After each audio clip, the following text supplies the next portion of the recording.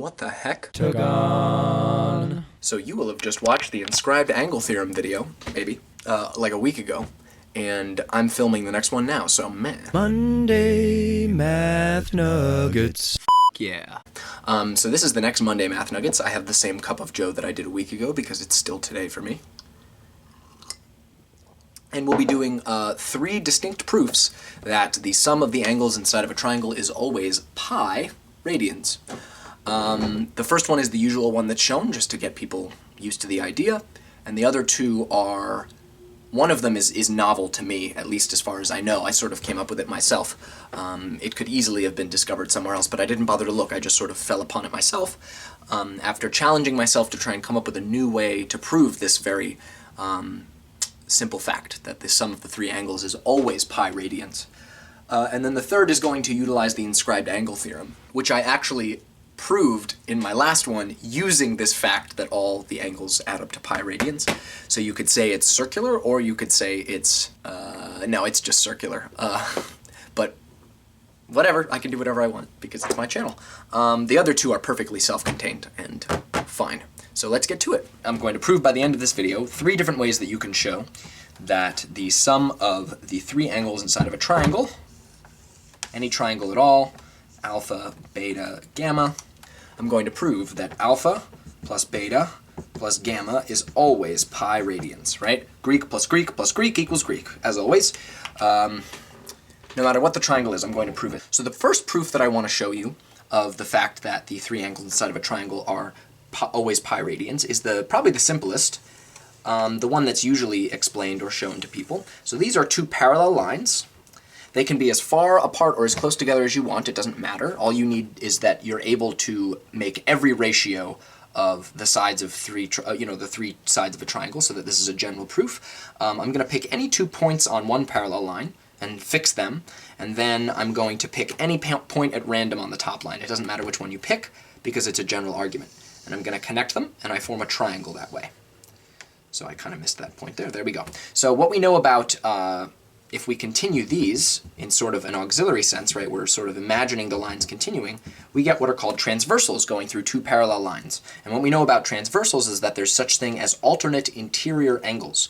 So angles that are on opposite sides of the transversal, but between the parallel lines, are necessarily congruent. So those are the same.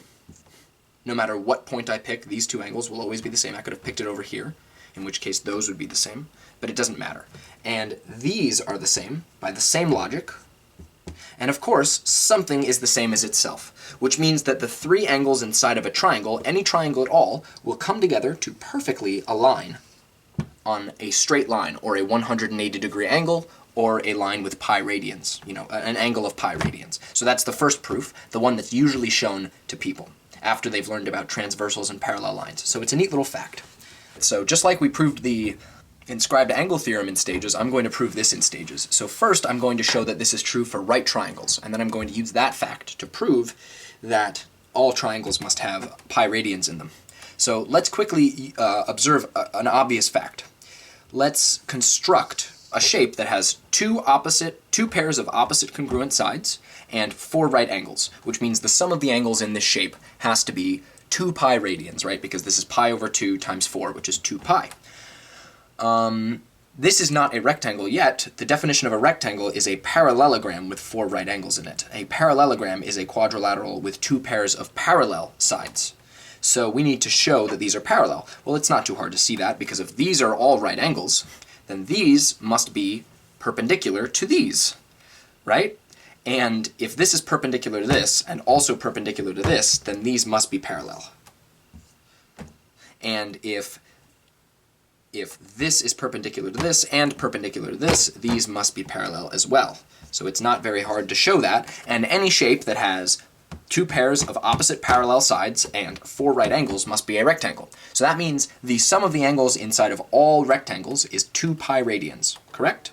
And we can also pick the sides of this rectangle to be any ratio that we want, which means if I were to draw this diagonal here, we would end up with 2 right triangles that necessarily are congruent, and by what we know about transversals and parallel lines, these must be the same,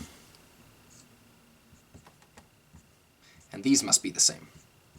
So we'll call these ones delta, and these ones epsilon.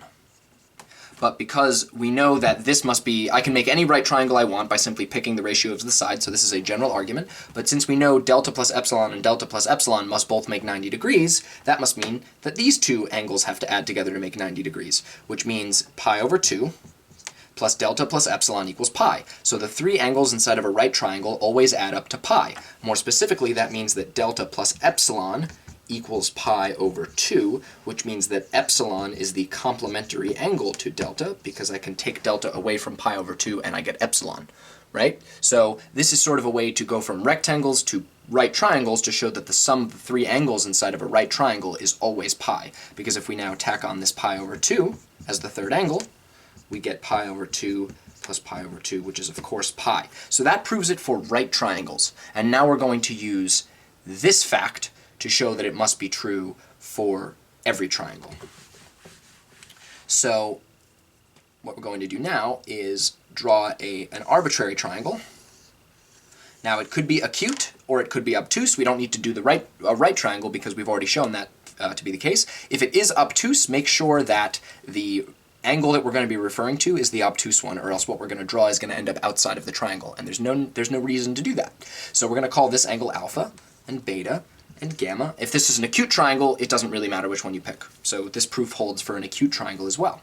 So I want to show that alpha plus beta plus gamma equals pi radians. So what I'm going to do is a clever little trick. I'm going to drop an altitude or vertical line, sort of the height of the triangle, which cuts this triangle alpha, beta, gamma into two right triangles, right? And what did we just prove? We just proved that the three angles inside of a right triangle always add up to pi, which means the two acute angles have to add up to pi over 2, which means that this angle right here has to be pi over 2 minus alpha, right? I'll zoom in a little bit. Sorry, we're a little far away. This has to be pi over 2 minus alpha, because this is alpha here, and this is a right angle right there. By the same logic, this has to be pi over 2 minus gamma, right? Minus gamma. Unfortunately not the Euler-Mascheroni constant, but gamma nonetheless.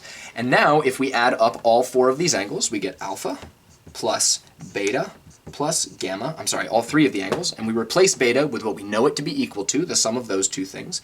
We get alpha plus pi over 2 minus alpha plus pi over 2 minus gamma plus gamma.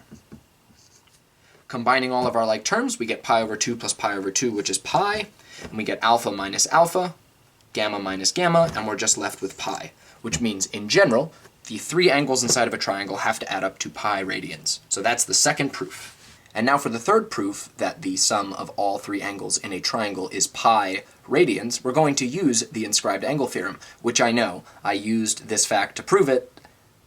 Move on. It's interesting to me nonetheless. So if we draw a circle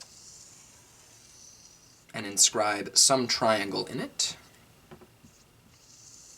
doesn't matter what triangle it is, we'll call this angle alpha, this angle beta, and this angle gamma. We know that the sum of the total angle, the arc of the circle, has to be 2 pi radians as a central angle of the circle.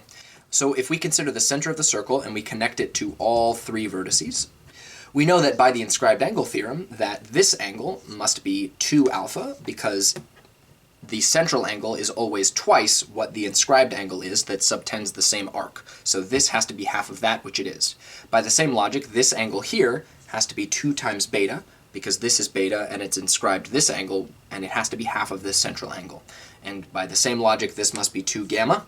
Of course, the sum of the three angles inside of a circle, the three central angles, must of course be 2 pi radians, so we get 2 alpha plus 2 beta plus 2 gamma equals 2 pi radians, which of course yields the result that the sum of the three angles of a triangle have to be pi, because we simply divide both sides by 2 and we get alpha plus beta plus gamma equals pi. If you have a problem with that being circular logic based on the other video, just think of it as an implication in either direction. If you assume that this is true, you can prove that this is true. If you assume that this is true, you can prove that this is true. So it's sort of a biconditional, I suppose you could say. So that's the math, the Monday Math Nugget for today. Thank you very much for watching. Now get the f*** out.